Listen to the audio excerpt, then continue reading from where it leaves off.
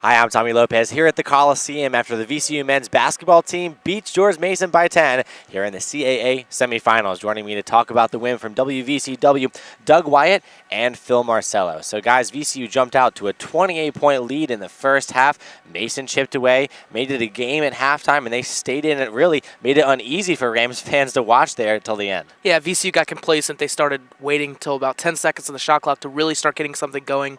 Darius Theus had to chuck up a couple three-pointers, not his best shot, and I think Shaka was just kind of keeping them passive, which was not to their benefit, and that's why Mason was able to grab back into the game.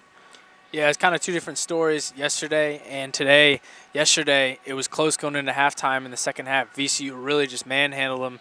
Obviously, today we got off to that pretty much historic run to start the game, and Mason just wouldn't go away. I mean, a lot of credit to George Mason. They could have given up early, but they fought back.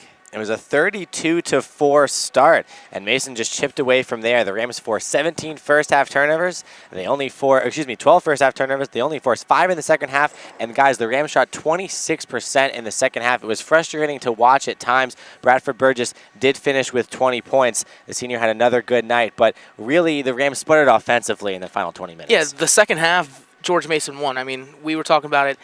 And even Shaka Smart talked about it. George Mason outplayed VCU in the second half. And if VCU didn't get out to that huge lead, we might not be sitting here getting ready for the finals tomorrow. Yeah, and I know Doug and I talked a lot about their free throw shooting. It was better tonight. Last night was only 45%. Tonight was, I think, 68%. But still, going into a tough game tomorrow, they're going to have to improve and really be a little more consistent from the line. One thing that Coach Smart and the other players talked about after the win tonight was how they prefer to play their aggressive style. When they have that big lead, it's almost more difficult for them to get into their offensive rhythm. Turnovers will be a key factor going into Monday night's game, again, the championship, tipping off at 7 o'clock between the Rams and the Drexel Dragons.